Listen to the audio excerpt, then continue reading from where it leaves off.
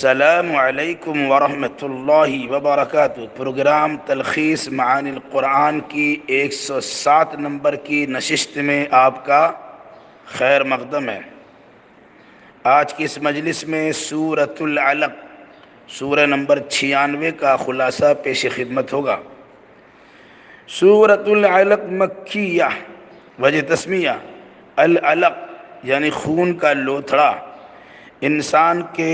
انسان کی تخلیق جمے ہوئے خون سے ہوئی ہے۔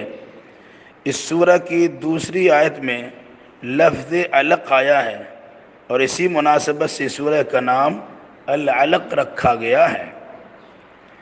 زمانہ نزول، یہ سورہ مکی ہے اور اس کی ابتدائی 5 آیات سب سے پہلے نازل ہوئی ہے، پھر بعد کی آیات اس وقت نازل ہوئی جب مخالفین آپ کو مسجد حرام میں نماز پڑھنے سے منع کر رہے تھے اور دھمکیاں دے رہے تھے۔ تعداد آیات اس سورہ میں 19 آیتیں ہیں۔ مرکزی مضمون رسول کائنات محمد صلی اللہ علیہ وسلم کی نبوت و رسالت کا اعلان ہے، اور اس حقیقت کی وضاحت ہے کہ جو اللہ منی کے قطرے سے انسان بنا سکتا ہے، وہ ایک امی محض انسان کو نبی اور رسول کیوں نہیں بنا سکتا۔ آیت نمبر 1 سے 5 میں نزول کے اعتبار سے ابتدائی 5 آیات، سورہ علق کی ابتدائی 5 آیات ہیں جن کے نزول کے بعد محمد بن عبداللہ محمد الرسول اللہ کے لقب سے ملقب اور شرف سے مشرف ہوئے۔ ان آیات میں نعمت تخلیق پر نعمت تعلیم کی برتری دکھائی گئی ہے۔ تعلیم اور قلم کے ذریعے تعلیم کو رب اکبر کا کرم اکبر بتا کر علم و معرفت کی فضیلت بیان کی گئی ہے۔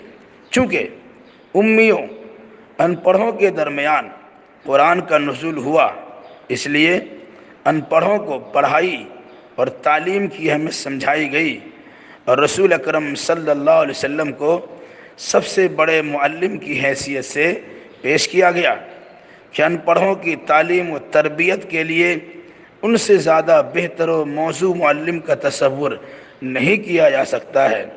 پڑھنے کا حکم پہلے اور تخلیق کا تذکرہ بعد میں، پھر تعلیم اور قلم و وسائل کتابت سے تعلیم اور قلم و وسائل کتابت سے تعلیم سے در حقیقت علم سینہ بسینہ کی تردید اور کتابت شدہ سفینہ بسفینہ دفتر در دفتر تعلیم کی تاکید بیان کی گئی ہے۔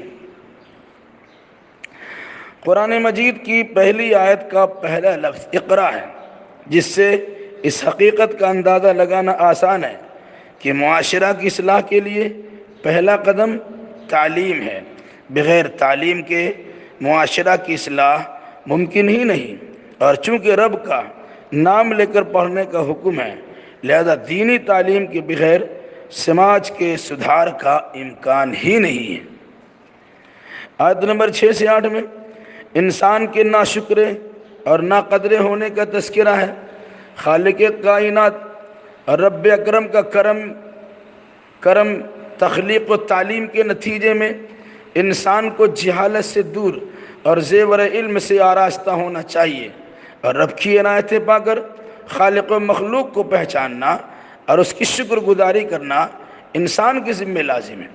مگر انسان نے اپنی پیدائشی مراحل کو فراموش کر کے بے نیازی برتی، جہالت کو گلے سے لگائے رکھا، سرکشی کرتے ہوئے حد بندگی سے تجاوز کرنے لگا۔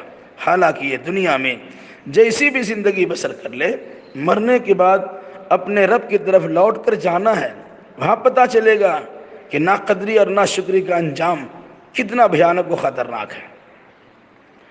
آیت نمبر 9 سے 14 میں رسول اکرم صلی اللہ علیہ وسلم کی مخالفت کرنے والوں کی سرزنش کی گئی ہے کہ حقیر پانی سے جس کا آغاز ہوا، اس نے اپنے خالق کو فراموش کر دیا، اپنے خالق کو نہ خود پہچانا اور نہ دوسروں کو پہچاننے دیا، بلکہ اس کی شرارت اتنی بڑی کہ اپنے خالق کی بندگی کرنے والا شخص جب عبادت رب میں مشغول ہوتا ہے تو یہ ناہنجار انہیں عبادت سے روکتے ہیں، عبادت سے منع کرتا ہے۔ اور یہ اچھی طرح جان لے کہ اس کی ایک ایک حرکت اللہ کی نگاہ میں ہے اور اس کی حرکتوں کے مطابق قدرت کا فیصلہ ہونے ہی والا ہے۔ آیت نمبر 15 سے 18 میں سرکشوں کے انجام بد کا تذکرہ ہے کہ اگر یہ سرکشی اور ظالمانہ حرکتوں سے باز نہ آئے تو ان کی جھوٹی پیشانی کو خاک میں رگڑ دیا جائے گا، خاک میں ملا دیا جائے گا، اور ان کی جھوٹی شان و شوکت کا جنازہ نکل جائے گا۔ اگر یہ سب اجتماعی شکل میں باہم مل جل کر نبی کی مخالفت میں اٹھ کھڑے ہوں تو اللہ کی جانب سے رسول کی حمایت میں فرشتوں کا نزول ہوگا، اور مخالفین دنیا میں بھی ذلت و خواری کا مزہ چکھیں گے، اور مرنے کے بعد فرشتے ان کی پیشانی کو زمین پر رگڑتے ہوئے اور ان کے پورے وجود کو گھسیٹتے ہوئے جہنم میں جھونک دیں گے۔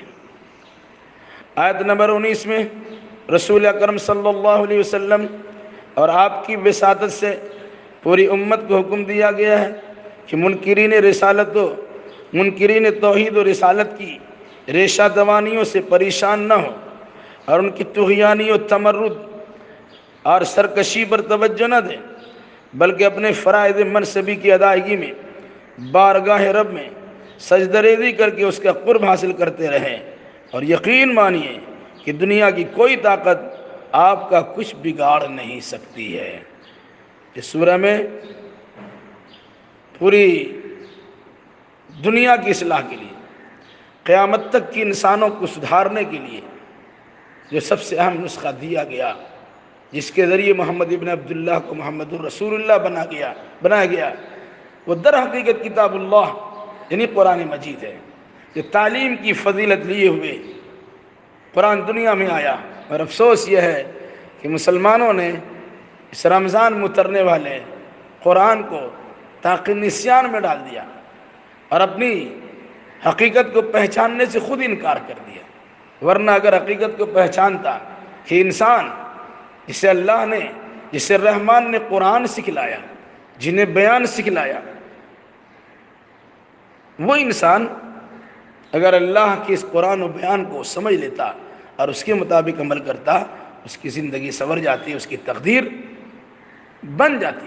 اللہ ہمیں اور آپ کو اپنی تقدیر کے سنوارنے اور بنانے کی توفیق میں رحمت فرمائے، اور قرآن مقدس سے رشتہ جوڑے رکھنے کی اللہ تبارک و تعالیٰ توفیق عطا فرمائے، آمین۔ السلام علیکم ورحمۃ اللہ وبرکاتہ۔